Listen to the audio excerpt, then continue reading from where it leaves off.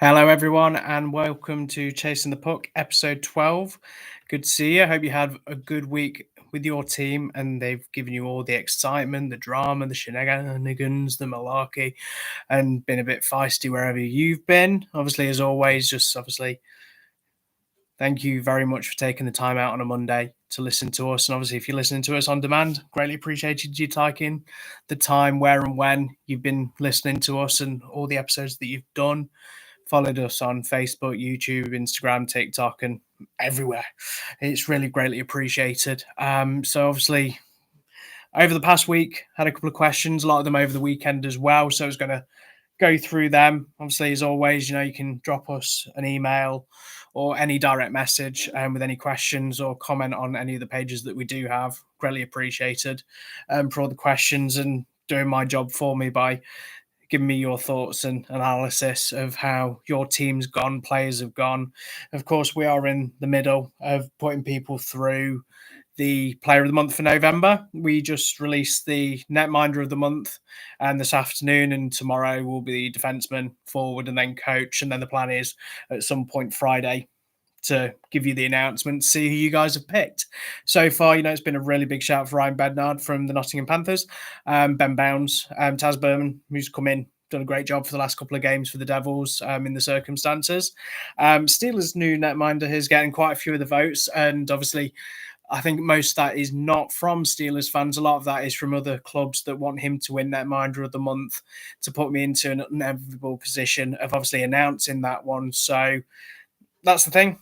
As we learned when we did the player of the month a couple of months ago, is we want your votes. We want you to obviously take the time and the effort to tell us who you think is that player. So if you're doing it, always greatly appreciated. And obviously let's have a bit of fun with it and let's not take it all too seriously like it has done previously. So first thing, obviously before the question side of things, is that I wanted to cover was it's probably no big surprise to anyone on Saturday. We were at the Steelers Panthers game. Where else would it be? Nottingham, Sheffield, all of that that goes with it. And obviously, we'll cover the game in more detail. I think, obviously, for me, I just wanted to obviously just make comments. Obviously, there was a couple of people within the crowd that had medical emergencies. Obviously, one that isn't been readily spoken about. That's been posted that they're okay. Obviously, hearing about the circumstances of that, great to hear that they're okay and nothing that you want to hear. Obviously, the second thing that's kind of been widely publicised with statements that has been over the last couple of days, there's been posts on social media. Me being there, hearing the silence of the arena and seeing, everyone around it and how quickly the medical staff and stewards and everything got to that circumstance. It was great to see that they were so proactive with what they've done, especially with the multi-purpose arena that it is and the technology they've got with the cameras that can zoom in so many different angles. It's great, obviously, to hear as well that the matter has been passed on to the relevant parties, and that should obviously be done through the full course. But how scary it was, and seeing people within the building, making sure that friends that I have within the hockey tandem, obviously my wife to be and everyone, to make sure that everyone was okay in the circumstances, not something that you want to see and hear and discuss and everything. And obviously seeing the posts, at the time I saw the commotion, everything like that. Camera was firmly away in my pocket, just making sure everyone was okay. Didn't record photo or anything during that time period, which obviously is not the most important thing going on at this point in time when it all kicked off and everything. But obviously to see, I didn't really want to see the footage that I did on Sunday. The fact it was posted, obviously, as an organisation and as a company like the Utility Arena is, it would have been all in hand and all being processed with having photos, footage, and everything that they needed to do their investigations and be acted upon it. I think, obviously, being on social media and seeing the gravity of the situation and what could have happened in the circumstances was quite scary and surreal for us all. So obviously I just really wanted to start proceedings of that, just to say, it's great that the two people with circumstances that happened over the weekend are okay. They posted that they're okay and things are,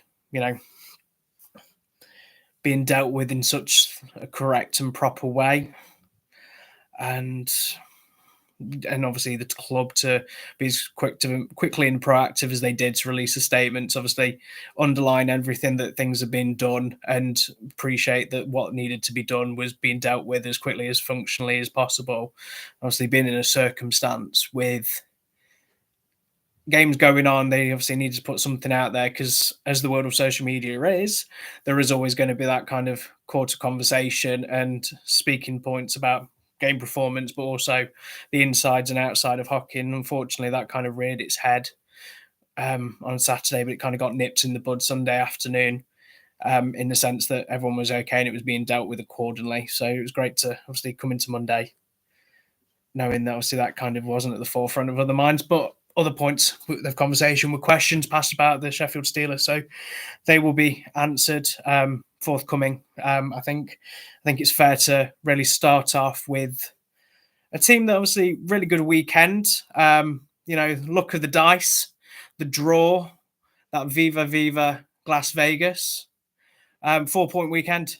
You know, the jerseys, obviously that was posted. There's been obviously that rigmarole of £12 for the announcement on the screen. And I get that. The thing is that to make something an experience, we've kind of won through the £10. I mean, the fist pumping zone and everything like that. The fist pump station is, from a cash flow point of view, is, let's look at it from the other side. Black Friday happened. They were selling their jerseys at the shop for 40% off. Obviously, not a shameless plug about them selling jerseys, but from a Black Friday halfway through the season, it makes sense, obviously, depending on what stockage you've got, to try and get some impetus, get some stock coming through. People were very. See, we had this conversation last year where we were talking about different teams doing different jerseys and different nights. And, I'm obviously a big advocate, the fight against cancer and, of course, anything that, is there, Heart Foundation, Memory Alzheimer's, Pride, of course, as well. There is facets of how you can have that bit of a mixture of what you want to do. I mean, I know that obviously last year people made the comments about that every time a team was playing they never played in their home jersey. It was always some kind of special edition jersey that you could have a full team raffle for. And, some of these go to charitable organizations. And from an affordability point of view, is that if they are putting money in to get these jerseys printed, processed, and everything like that, I've been an advocate, with the raffles. I'm a bigger fan of them because it's the luck of the draw. Someone can buy one ticket, some person can buy 10, some person can buy 100. You can buy many tickets as you want to buy. And obviously, if you don't like the jersey, you don't have to buy the ticket. Obviously, I know some people who didn't like the jersey, bought the ticket and won a jersey, but not naming any names. Ewan, how are you doing? If you're on here, if you're not, let him know that we're talking about him. And it's the thing, more than anything, you look at it and you go, you have a personal choice where, from affordability point of view, you might want to throw something in. When it's one jersey, you think one ticket makes all the difference. You're only going to win with one ticket. As soon as you get a full team raffle, this kind of thing sets in. I'll give you an example for me, is that I will spend, when it's a full raffle ticket, maybe £10. But I won't buy a ticket all in one go. I will spread it out throughout the evening thinking, okay, it's a look at the draw, do it that way. Maybe you could win one, two, several, who knows? Or alternatively, like it's happened to me this season, is you might buy one ticket and you should have bought two because you were one number off one particular player's jersey at the raffle. But, there's no guarantee that you're going to win, if I'm honest. The thing is, auctions are the one, because I, like that. I'm in the emphasis of being able to auction, but the problem is that it all depends on final implications. For me, my personal circumstances are, I would have a limit. Before, a couple of years ago, if it was a certain player, certain jersey, I would have a limit when I would do any bidding or anything like that. So, you look at the playoff jerseys when Besco's jersey nearly went for like 30, 40 million. But there is some jerseys that, easily 400, 500,000 pounds. And I know people have spoken to me before about saying that they paid more for a game worn sign NHL jersey from many of a team, that's a lot cheaper than it is for an elite league game worn jersey. And let's be honest with that one. You kind of look at it and you think, which one would you rather have? And you've got to remember, I mean, a lot of it now with teams being able to pick. So, Panthers a couple of years ago, you could pick a player, win a shirt off back, pick a player, anyone. Was with Rhino, so literally they would take the hit, someone would do it, purchase, and then you pick. I mean, obviously that year was pretty much, it was like 20 or 32 Signon jerseys that were just every single one. Then the, Ganon was after that. And then, of course, if it was going to be this year, you'd probably say like someone like Zamher, Ottoman. But now they've gone to that back, home or away. Pick your player, make the purchase. Whoever you pick, you want it to be. Steelers, exactly the same from there. Tansy, last couple of weeks has pretty much been shot off the back. 2 weeks in a row that he's been picked. And it's probably the same with the Dowd, with Valley. There's just so many players that you kind of factor in. And I get it, people might have a dip in whoever that player might be, and purchasing through that. Okay, this might be someone that someone doesn't want to have that particular player. Sales dip off, or they just want a jersey for the sake of having a jersey. I mean, for me, if it was pick a player and it was a certain week when it's a netminder, I probably wouldn't buy it. The only reason is because a goalie fit doesn't. I look like a small child in a tent. I mean, I always feel like whoever got the Barry Brust game worn jerseys. I mean, I'd love to see it. Obviously, in someone just literally probably massive, but however you want to do it. If you want to do it as a raffle, sale, bingo card, if someone gets a full bingo, they get a jersey. It's one of those things. When you've got a special one, you've got to take the hit that it's not going to be game worn very well, but you've got a piece of history. Is that if there's only 2 games, you can get it a lot easier, because I see a lot of people that want a certificate of authenticity, or get the photos online. I've seen quite a few times that someone's got a jersey that they're trying to sell, and they've actually got the photos from the different photographers, and showing the damage, or if there's any blood, or if there's anything like that, scratches or anything, saying you can tell it's this game, it was won for this game, everything like that. And someone wants a little bit of damage on it. And the thing is, if you're going to buy $5 worth of shirt off the backs, and you get a jersey that's worth 70, 80 quid's in. I mean, admittedly, from the long run of how many you probably spent on 50-50 tickets and shirt off the back over the season, it probably balances out, or you paid more.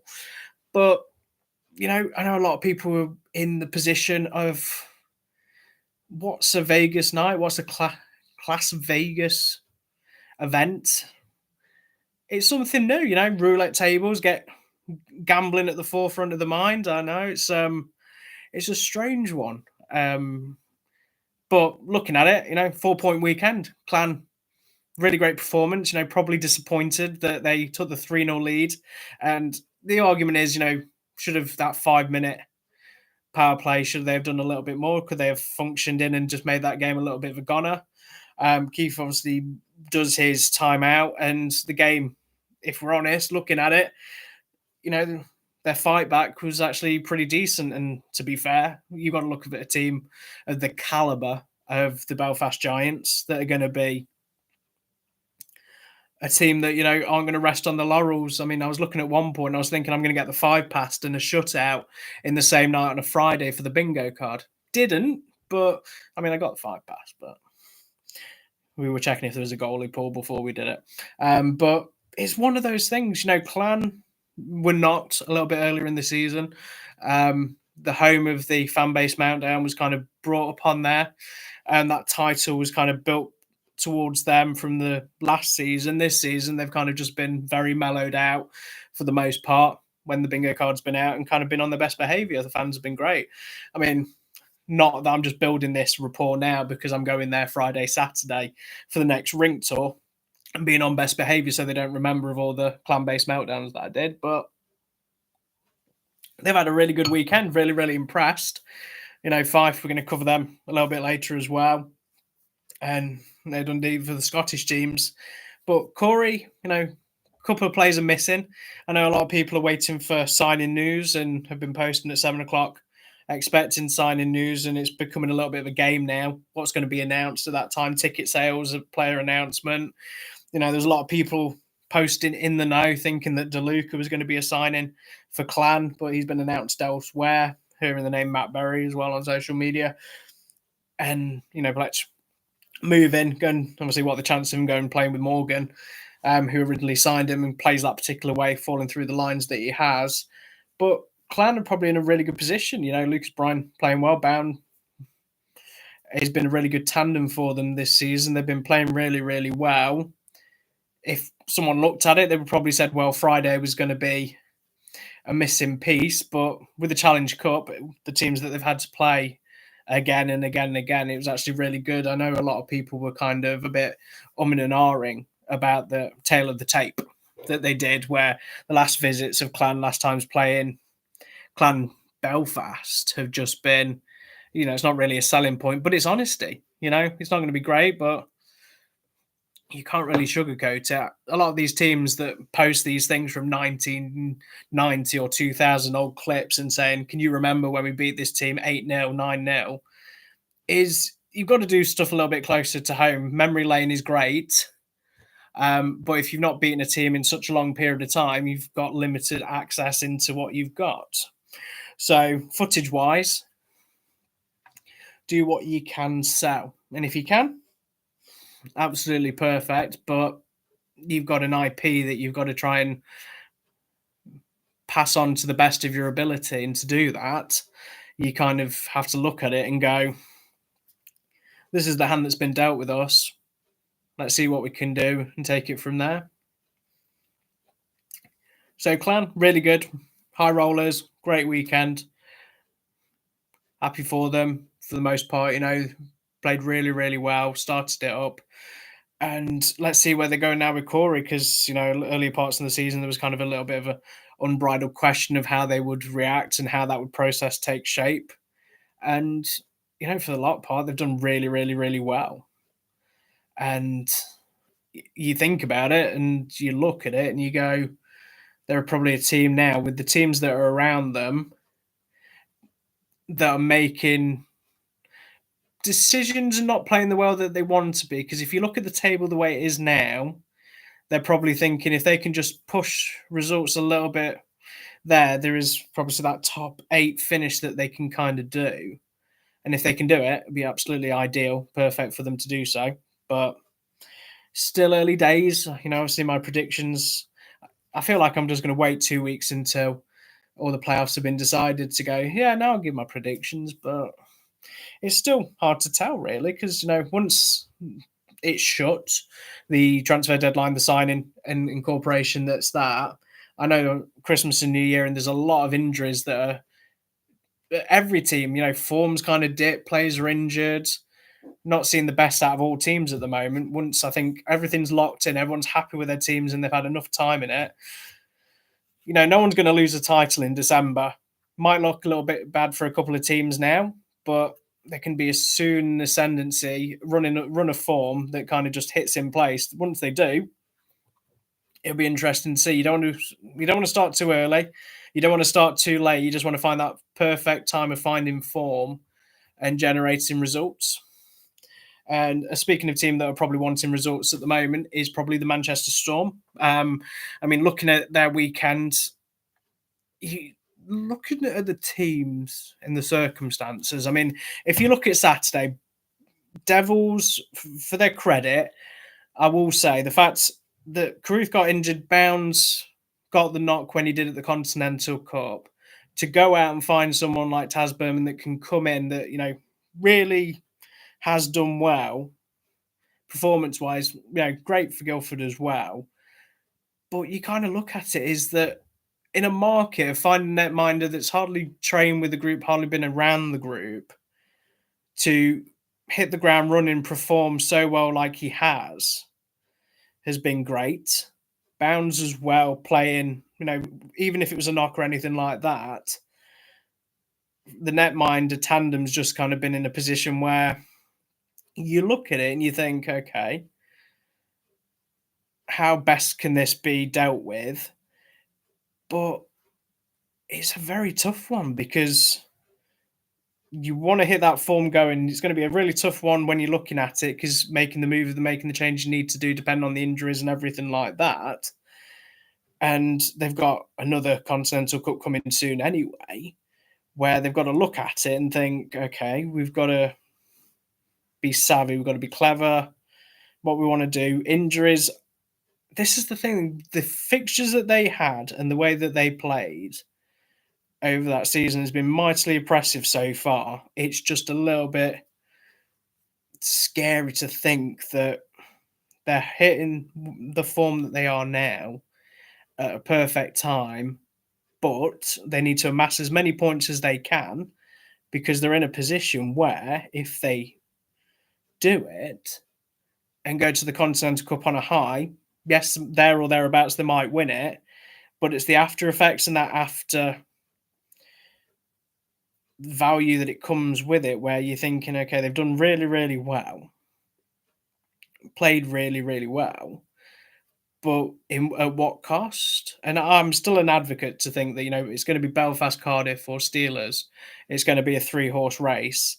Fourth one, I do think Blaze is going to run it to there or thereabouts. And I think credit to them, that is fully deserved at this moment in time with what they're doing. But it's a tough one. I mean, Storm had such a great season last year. I was very impressed with them.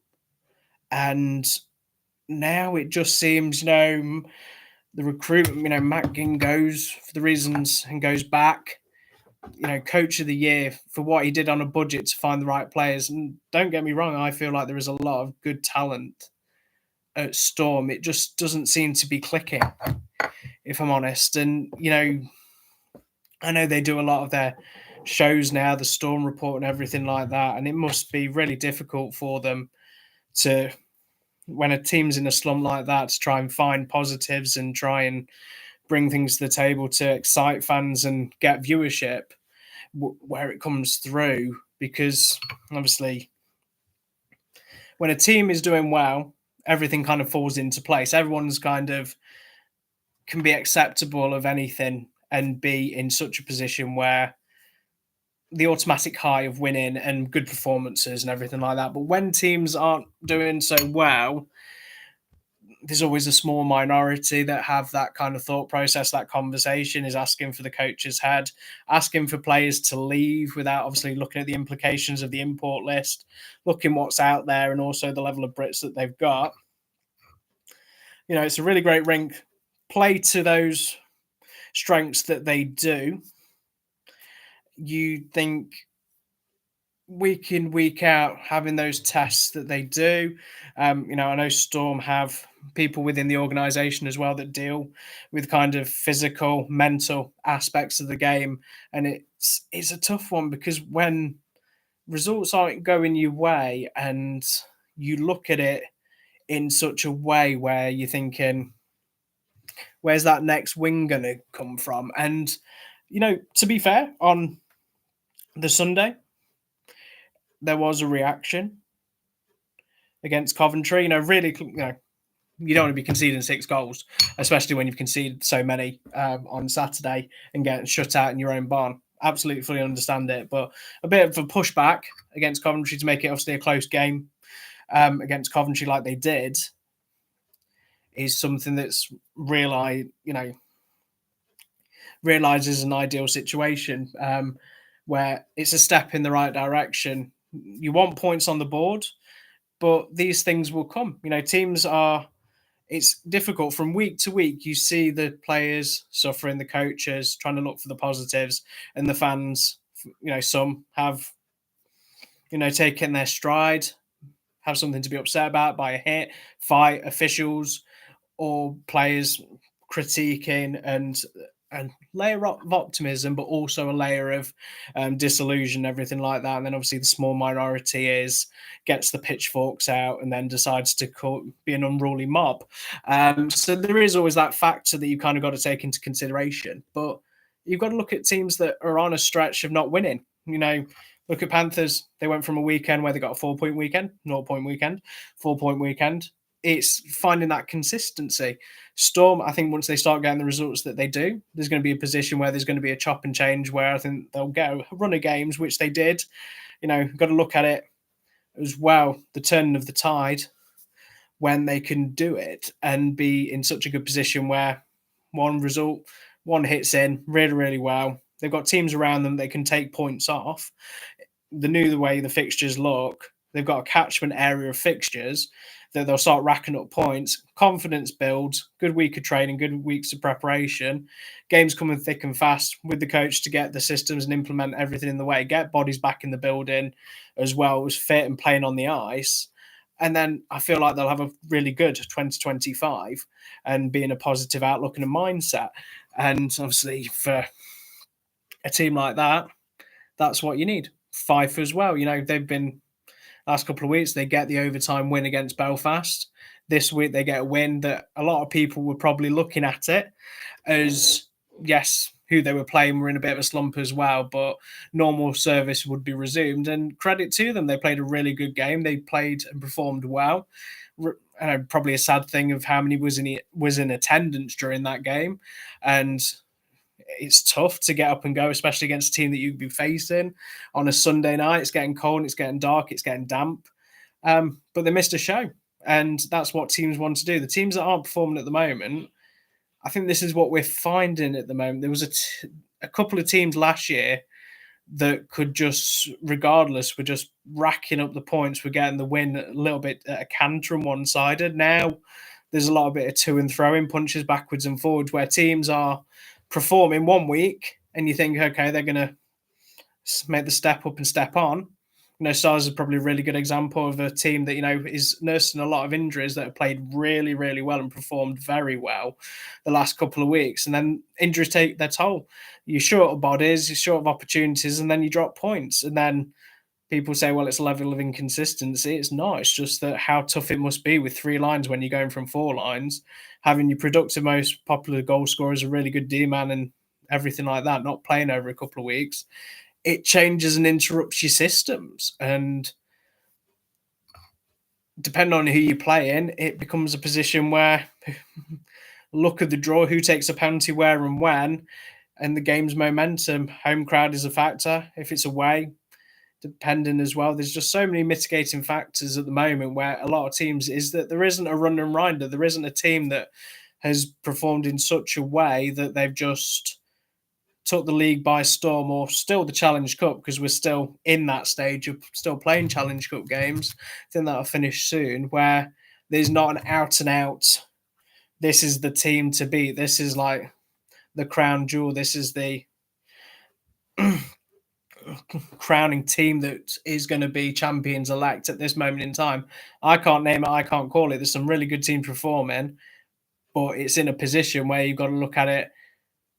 Can they sustain injuries? Can they sustain loss of form? Can they have a fixture where list congestion, where they will struggle? Yes, every team's going to find that and factor in. It's going to be a fun couple of weeks. That's the thing you've got to remember. Christmas now is the period where they're coming thick and fast. The games are Wednesday, Friday, Saturday, Sunday, and then this whole strange world of Christmas and New Year where you don't know if you're coming and going. Players are trying to communicate with their family. The families are coming over to see them play, where in the nicest way, the players having family coming over is good for their mental headspace. They can have Christmas. They can have that time with the family. Yes, there's a bit of turkey and a bit of celebration in between, but I've seen it before where players have had family come over to watch them play and they've had a really good Christmas and New Year because it's kind of just lit a fire in their belly as well. And I think that's a factor in because there's so many games that are happening and there's not a lot of leeway between who you play and when you're playing, and you're playing in and around the area as best you can to minimize travel. And there's not much ice time. There's optional skates and going and playing. It kind of shuffles the pack a little bit where results can chop and change, but also a team that's in the ascendancy, you would be thinking how good can that be for them to get their form going again? Because if someone's playing on a Tuesday and then playing maybe Friday or a Saturday, same with a Wednesday and then a Saturday, is that these games are coming thick and fast. There's nowhere to hide.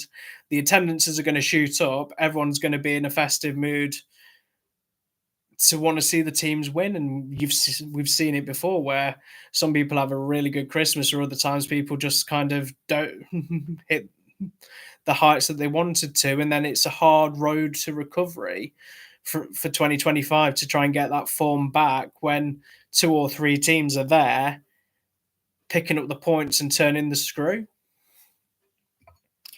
So I've kind of done this for half an hour now, and I know that I'm still getting messages now and saying, "When are you talking about Panthers? When is the conversation going to go about Panthers?"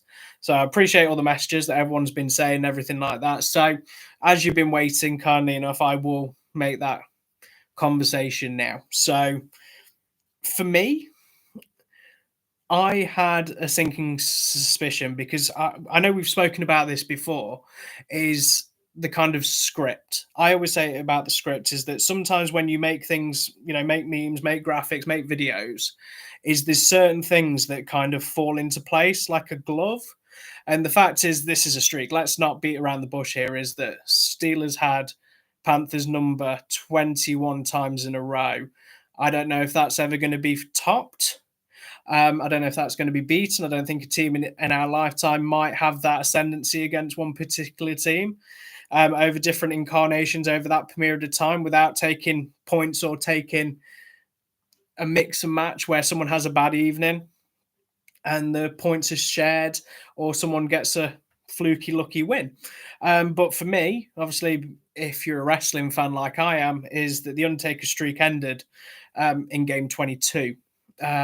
So the fact is, there was a handful of graphics from Brock Lesnar beating the Undertaker of 21 in one.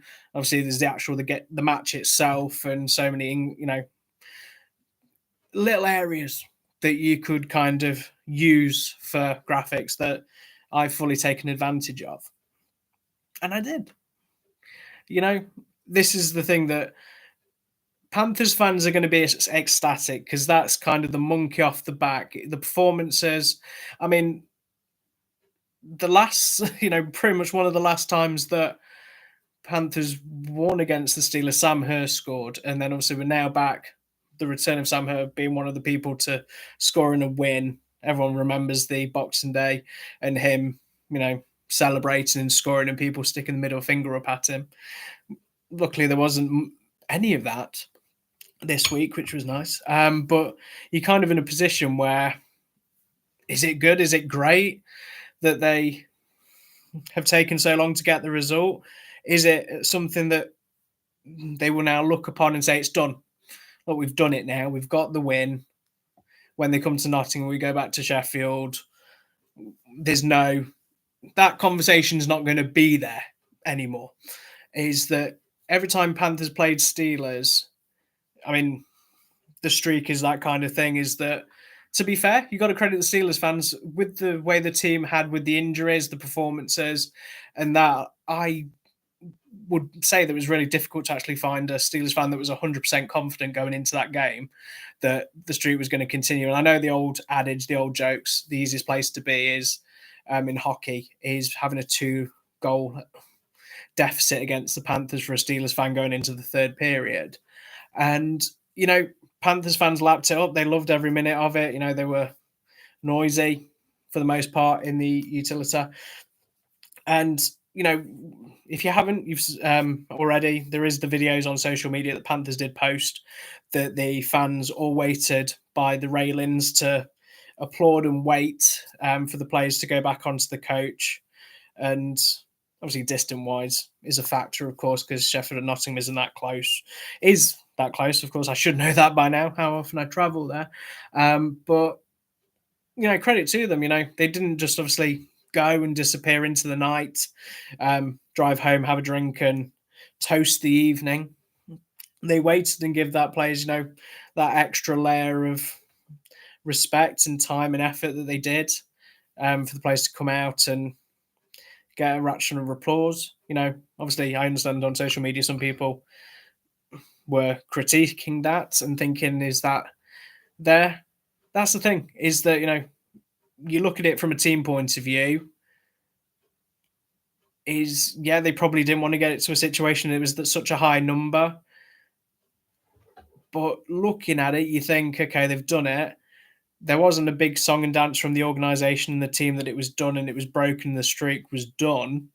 It was kind of, let's celebrate the win, we've done the win.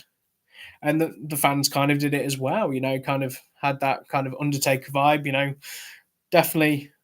Elite League Twitter went Undertaker orientated for a good couple of hours, which as a wrestling fan is actually really good to see.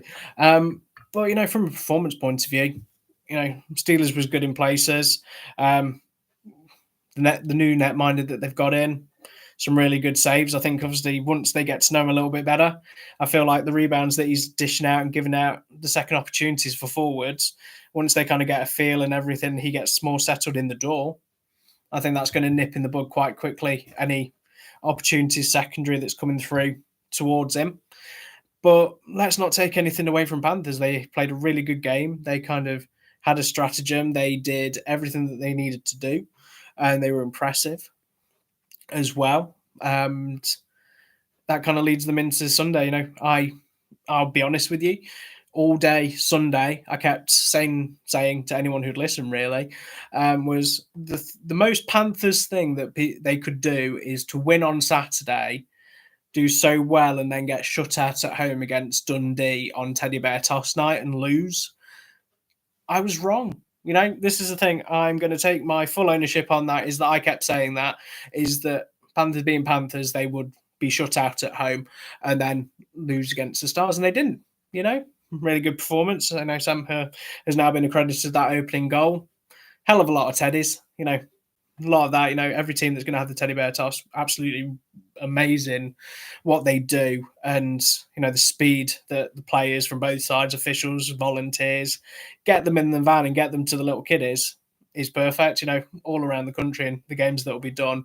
If you go into a game and it's a teddy bear toss night, I feel like make sure you send it because it's really good cause, and I think it's great that you can take something back. I mean, I did read that Orlando did underwear toss night.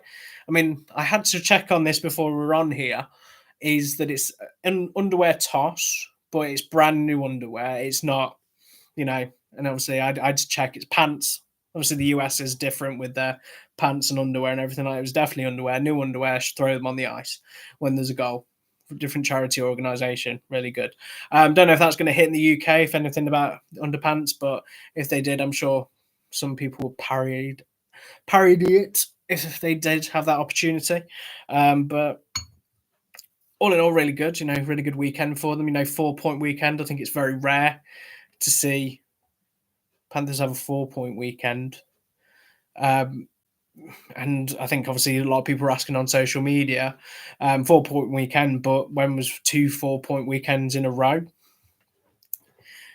And that's the thing is it's been a wildly consistent thing where pretty much when I put 4-point weekend and 0-point weekend, one week or another, it has normally been Panthers one or the other that has kind of filled that slot. And I think that's probably the big thing is that it's too early for Panthers to be dreaming of success in a trophy laden area, but I think they want to fix that consistency now where there's a lot more wins that they're talking about and a lot more defeats, because from a social media point of view, seeing Panthers win is a different kettle of fish when Panthers lose, because there's certain comments and people that really take it hard on the social media team at Nottingham and the fan base.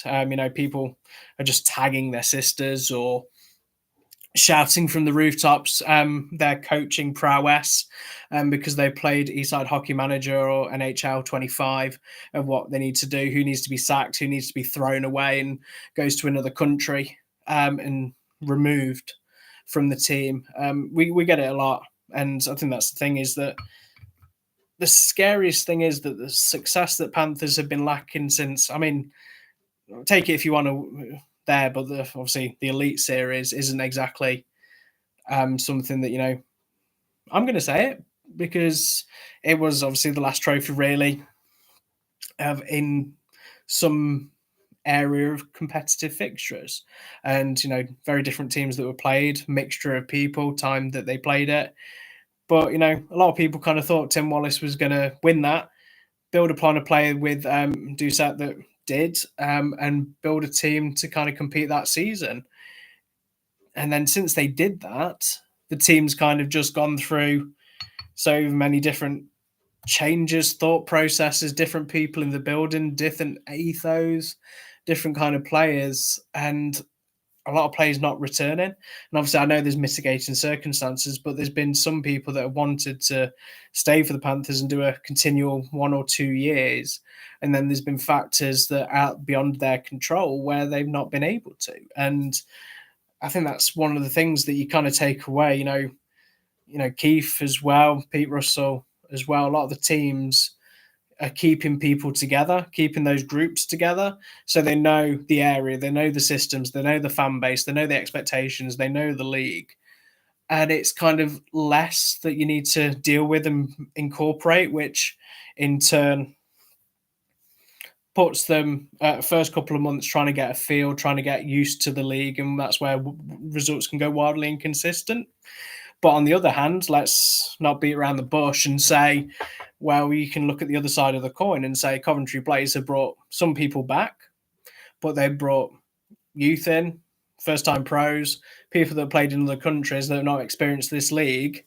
And not only have they hit the ground running, they've actually been consistently really, really good players and been people that have kind of just put themselves in the shop window if they continue the way they're doing.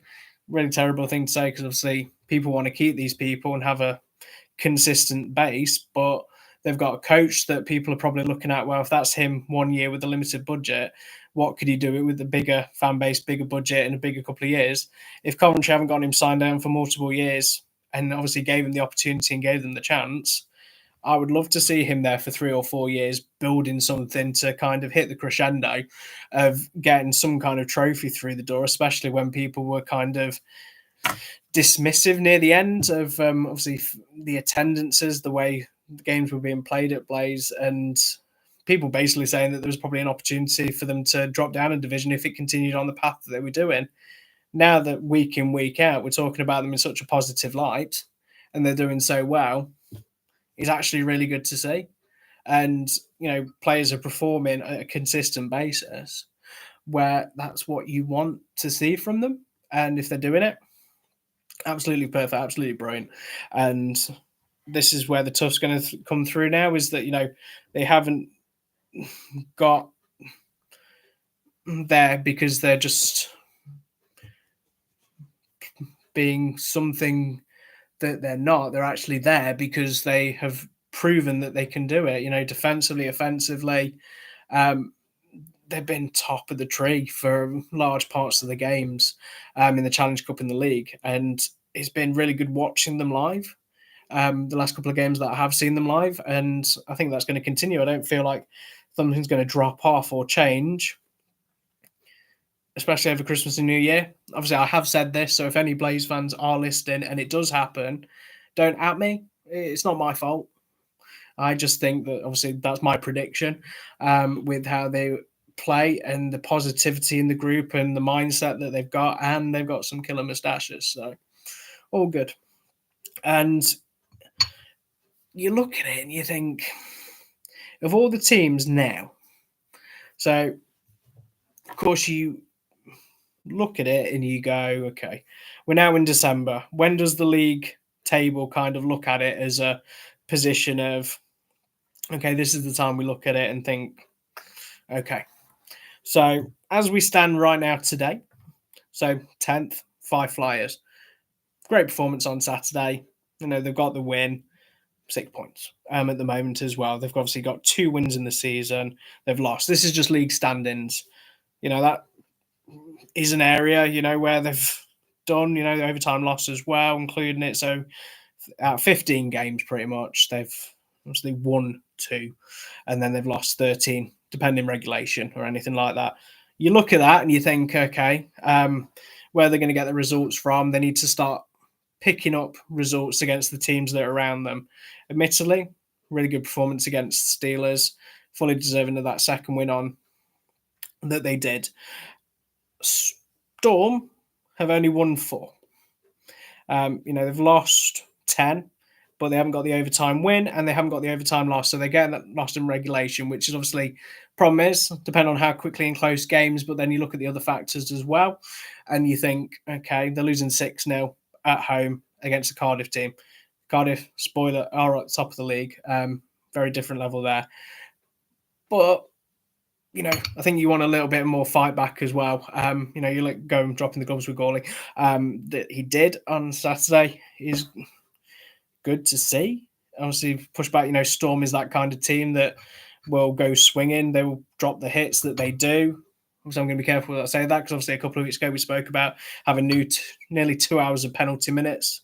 But they're in ninth at the moment. This is where it kind of fits in. Is those are the two teams where something's got to change. I know Fife haven't really got the capacity with the imports now to make the necessary change they need to do. So it is kind of a siege mentality within Fife and Kirkcaldy at the moment where, they can only do what they can do. And if that's the kind of import situation they've got, I know obviously players have kind of left, so it depends on the ruling how that's going to fit in. But they are in probably a position where they're probably looking at it and thinking, yeah, got to do that. Got to improve it and look at it. So Storm hit the 10. Clan we've already spoken about as well. They're in a position where, yeah, they're in 8th. They just need to obviously make sure, because they're probably in a position now where they can say, well, if we can start racking up points and start getting to them, they need to bridge a gap between that because they can quite simply slip into those bottom 2 places again if they're not careful. But the consistency, got 2 points when they probably wasn't expected to on Friday. Saturday, they got the 2 points that were expected of them, with a lot of fan bases as well, thinking that would have been the result they would get. So they do that absolutely fine, going through Dundee. So that keeps the 3 of Scotland. That's the thing. Dundee, performances-wise that they've done, have been a team that have kind of put themselves in a position where done really, really well, but it's dribs and drabs. Is get the points, get the results, but then it's just from one weekend to the next.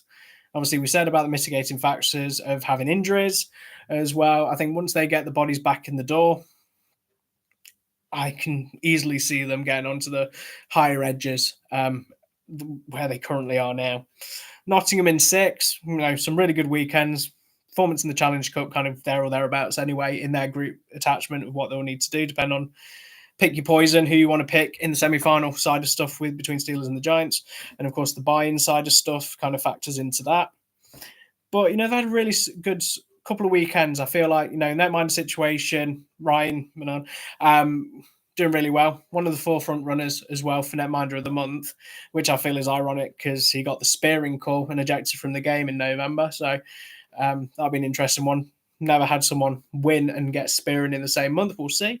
Obviously, the fact that Hunter's left for family reasons and gone back home, obviously wasn't fully in depth exactly what's happened there. So obviously thoughts go out to him of having to head back. It's obviously something serious because they've had to head back as recently they did. And then the factors in, this weekend could have been a different kettle of fish really because Lucas Sheldon's injured. They borrowed Zach Brown for the weekend. But if Bernard was suspended for spearing, obviously this is DOPS. You never know what they could have brought to the table with what they did. But you're kind of in that position there where they had a really good weekend, played well, good performances, but then they have a week off, they have a couple of days off, and then Witch Panthers appears, injuries, people start coming back, that's absolutely fine.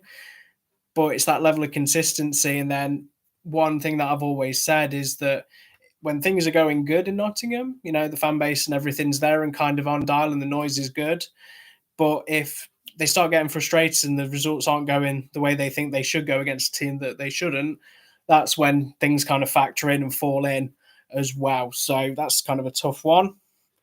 Then obviously, it's still early days, but in 5th place is the Belfast Giants. Good fight back. They did. They've got this 25-year anniversary celebrations.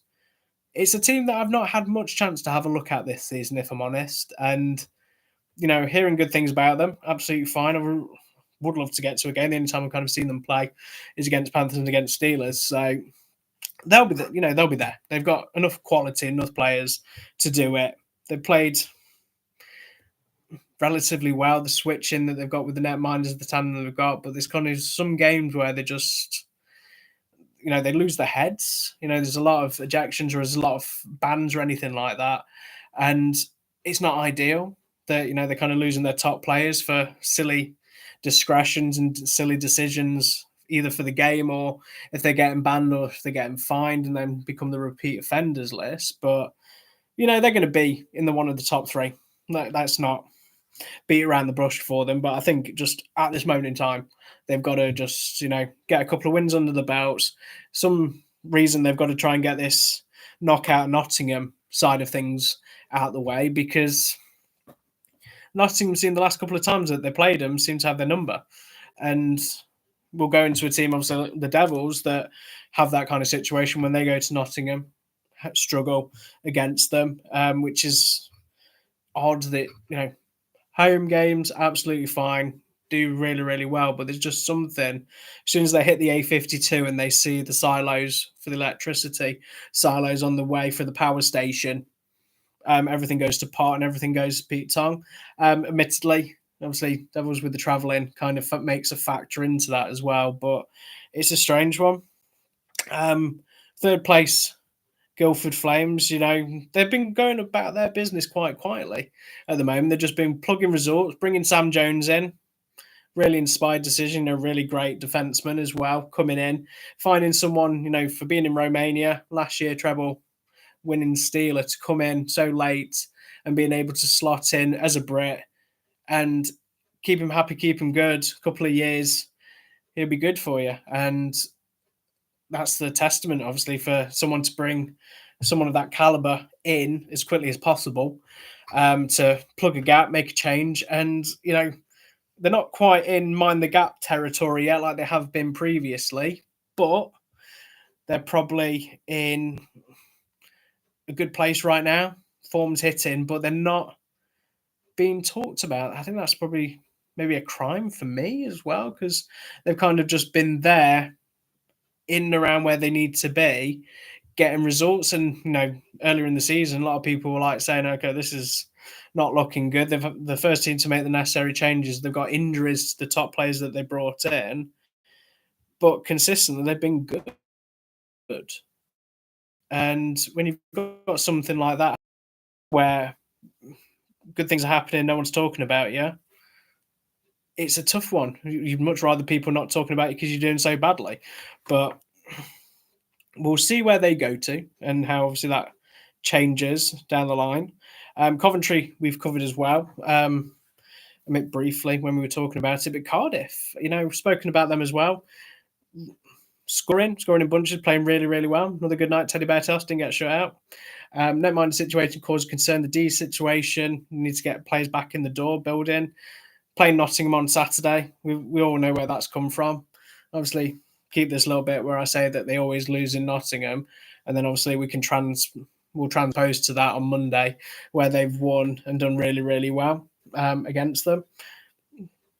Which kind of leaves me, obviously, if you were paying attention, I did miss one team out in the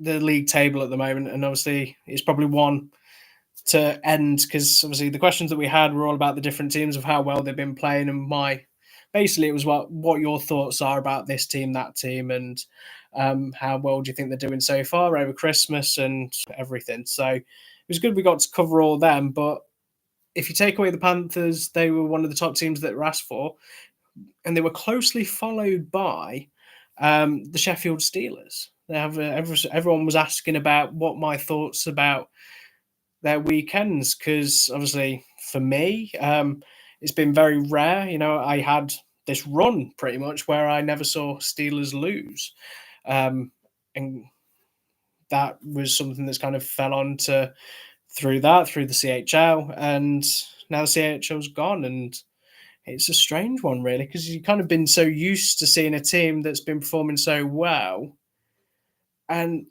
people are going to say, okay, he's going to use the injuries as a factor, but let's not initiate that. There is players that probably aren't performing that they want to. There's a change in the lines. Nothing's consistently been looked at. Best forward I think at the moment is Valley for the Steelers. If I'm honest, he's kind of consistently followed by Mark Simpson as players that have just been consistently hitting it every night, putting the time in, getting there. Defensively, Cormier and Tanzi, of course. But it shows you that how much a big loss the MVP from last year, Matt Greenfield, is. That you can't say he's a damn good netminder. And I know last season people were saying Basco or Greenfield, and then of course there was a couple of Flame fans that kind of randomly threw in McAdam as well. But Greenfield, the confidence they have and the initiative they have, you've got to think of a defensive unit as well. I mean, to play 60 minutes for someone that they have, I mean, if you take away Source, so if you look at their defensive, so Cormier, Tanzi, Diffley, Saucerman.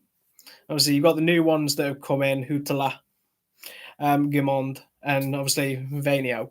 So new bodies, of course, and then obviously if you throw in Shudra as well when he goes in today, is they probably had 100 practices last season together as a cohesive unit. They've had symptomatic time and time, bonding for so much time. Is that when obviously De Flippo comes in? Hopefully I've said it right this week, because obviously I've been seeing so many variations of it this past weekend. Some that I completely butchered, if I'm honest. But he comes in. Everyone's saying he knows no Tony Moroni, but he comes in. Doesn't get much of an opportunity. Greenfield was going to play the HL games. I did say, well, there's going to be some chopping and changing with, the nights in Manchester, the game before in Fife. How would that look? But people were very critical of him when he did play. People said that obviously he wasn't very good, and then of course it came out he was playing through injury night after night that he played. He came in on Wednesday, he wasn't 100% that CHL game. Then he played both games in the weekend where basically he gave everything that he could give. And, people were saying, oh, why didn't you throw Warburton in? Why didn't you do this? Is you hire someone in, as a number two, you're in a position where you know that it's not, if it's not 1A or 1B, and there's conversations probably before the start of the season, you're coming in and you'll be doing this, this, and this. You get that understanding, you take the opportunity that you can, knowing you're playing against a bigger, you're playing for a big organization, you're going to be playing in front of a lot of fans home and away that's going to travel and see you. It's going to have that kind of impetus as well and put you in the shop window playing for a team of that caliber. So to come into playing then to get injured, we said about this with Bounds and Carruth, is you play in Europe and these players get injured. It's happened to these guys. Greenfield, they said it's going to be 2 weeks. I have a feeling that he'll probably be back this weekend. The only reason I'm saying that is that, he'll probably want to, I'm good, I can go. Let me put me back into the field. Obviously, Sourceman, don't know the circumstance, obviously, since that Cardiff game, him being back, but it just shows you how instrumental these players were on the penalty kill and the power play that bring to it. But there's a lot of people that are nursing injuries and playing. And it's been strange because, I'll be honest with you, last year, I could get my camera out and put it on a Steelers power play and know that I just need to follow the puck and I'll get a video for the vlog and everything. This year, it's kind of laboured it. Everyone's sussed it. And this is where the problem is. A team for the Orange Bastards and the Road Blokes that they were last season is, in the nicest way, there is teams and coaches that probably took great offence to that. That, how do I say this, is that everyone wants to win. And, when a team travels up, if a team comes up and it's Guildford, if it's Coventry, if it's Panthers, if it's Clan or Dundee, there's variables. They still want to get the 2 points. But I would say that obviously, like big teams like Man City or in different sports like that, is when a team that wins a Grand Slam, same with the Giants the year before, they come to your house, you want to get that scalp, you want to get that win, and there's that extra. So if team is struggling, the form isn't there. I mean, you got to look at Fife. They come in, they had the first available team, full team that they had in weeks. They come against a Steelers team where puck luck, and everything like that isn't there. You can't tell me that they went in the dressing room licking their lips, thinking this could be the one, guys. We just need to do it. And this is what a lot of teams are. Panthers were probably the same. Teams now, Blaze on Saturday are going to be looking like, and Dundee on Sunday are going to be thinking, come on, this is the time to play them. Let's play them now. So we're in a position where we can get points off them, and it gives that extra bit of juice to do it. And social media, I've seen both sides of it, where certain people have been realistic. Let's say some people have been realistic, saying, no, it's a dip, the form, the injuries. You can't play exactly. We've not, when was the last time we lost 2 games in a row, and this is a reality. But then there's other people that's like, get rid of everyone. They need to be on the next plane out there, out this team. And rah, rah, rah, rah. And I've seen both sides of that on Twitter and Facebook. And it's an interesting insight, because obviously you look at last year, people in Sheffield, India, that were just obviously constantly posting all the time going, great team performance, love these guys, want them to stay. And you saw it when they all got signed back and saying this is a continuation, it's a project that's coming through, certain players retired, reasonings that they did, bringing new people through the door. And there is always going to be that drop off. The intensity of playing so many games that they did, the summers that they had to come back. But everyone has their number now, is that everybody wants to be that team that beats them. And that was before the injuries. Now they're in a position where there is injuries and the form is out the window, that a lot of people are sensing it, where they can take full advantage and do it. And that's where it breeds frustrations at the officials, frustration at teammates and themselves, really, because there's been a time where everything's kind of clicked right for them. And it's opening up a world of interesting topics, because we saw it with Belfast. Belfast fans, had the success that they did and enjoyed it. Then they had the season where it just didn't quite click and it wasn't doing as well as it did. Had some great European nights home and away. But then the league, everyone was very much like, ha, ha, ha, Belfast, da, da, da, da. Where's the Grand Slam Belfast, Stena Line Belfast Giants? There is always going to be that thing, is that a team is so successful, do really, really well. Everyone is chomping at the bit, licking their lips, hoping that it doesn't happen for them. And, once people, the thing is that at this moment in time, it's December, there's going to be a lot of games, there's a lot of functionality. People are saying, who would you drop, who would you change? There's a lot of influx of how they're changing the possibility of getting the results there. But once everyone's back through the door, I think this is the thing, is that people need to get the results that they're going to get now until Greenfield comes back, until Saucerman comes back. If these players that are coming back and they're fatigued mentally and physically, they're going to do it. They're going to win, and then they're going to go on this run. And this is the thing now, is that as soon as they go through that run, people are going to be like, okay, they've lost a couple of games in the bounce. They didn't get through to the semi-finals of the CHL. They didn't get top seeds in the Challenge Cup. And then it's going to be like, well, you had us when we had the chance. Now look at us. We're going to win every single game, and at Kansas there's going to be some heavy defeats and stuff like that, and there's going to be some humble pie. I mean, I'll be honest and say, obviously, I know everyone made the laugh and the joke about the new netminder coming in and the performance that he had for 3 games, but for a person to come in so late that he did, not been playing for such a long time, have a morning skate with the team, travel to Wales and play, and then a couple of days with the team, play a weekend playing against Panthers, where obviously it's another conversation for another day, considering the time. Is it the rivalry it used to be and everything like that? We'll have that conversation next week, maybe. But to go into an octane game like that and then travel, finishing a game at 10 o'clock and then traveling 8-9 hours to Kirkcaldy. I mean, I've done that travel. I had bus legs for a good couple of hours on that, but I didn't sleep for 53 hours. So that might have been the other factor. But yeah, first couple of weeks, baptisms of fire, playing Cardiff, one of the top teams in the league. Panthers that are considered rivals between Sheffield and Panthers, and playing Fife that obviously needed something to click, and it did. So they do that, they process that, and teams now, if you're going to get your points against Sheffield, now's the time to do it because these players are going to get a week off now.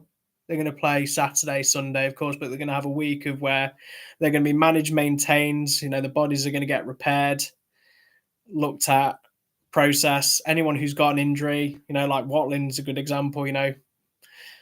He's obviously played that game against Belfast, and then everyone was saying that he's been playing not where they wanted him to be. So he's got a week to rest and recover. All these players have an opportunity to rest and recover now. Probably not the game that they wanted to go to on Saturday against Coventry. And then obviously Dundee, who there. But it's going to be a tough one. So everyone should enjoy what they're doing now, the laughs and the jokes and everything that they're doing. Just obviously know that it's probably going to change again and normal service is going to be resumed. But we'll be here to talk about it as always. And obviously, I can enjoy the last bit of the 4-point weekend, and Karina can enjoy her 0-point weekend as well. And we're on the cusp of that. So, as always, thank you very much. The plan for next week we'll be in Glasgow Friday, Glasgow Saturday, Sunday in Dundee. Monday morning at 6:00 in the morning, we'll be at Belfast International Airport because it's a lot quicker than getting a train and cheaper than getting a train from Scotland to Nottingham. I have to fly to Belfast to get back to Nottingham, so that's going to be a good one, if I'm honest. Again, so there might be a show, but it might be on Tuesday. We'll see how we go. Obviously, thank you very much, for everyone who sent their questions in. If you're listening to it live or you're listening to it on demand, follow us on Facebook, follow us on Instagram, follow us on TikTok, Spotify, Apple Podcasts. We're everywhere. We're like a bad penny. But obviously, drop us a DM, drop us a comment of any questions or any queries or any thought processes that you wanted to do. Feedback, good or bad. I love to hear it. If it's bad, I will sulk for a good couple of hours. So obviously bear that in mind. But it's been a good week of hockey, not many dops. I mean, it's great not to be talking about dops. I have mentioned them now as just we're closing the show. But all in all, didn't really have much to say about it really in that respect. And there wasn't many questions about it. So they'll probably be enjoying that. The Elite League page is kind of back on Twitter.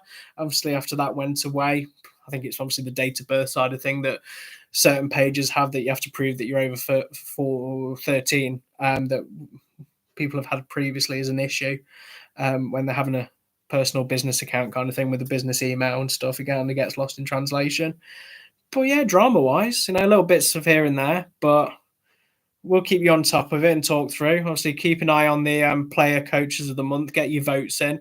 Always greatly appreciated, the good and the bad predictions and everything like that. And all being well, I'll be in Scotland at the weekend and I find a deep-fried Mars bar. Obviously, if you're listening to this now when you are at Clan or Dundee game, you know where I can get a deep-fried Mars bar. Hook me up, tell me where it needs to be, and I'll be there, definitely. I've wanted one of those for a long time. But it's been a pleasure, as always. Thank you very much. I've been Stephen Turton. This has been Chasing the Puck. You have a good evening, yeah?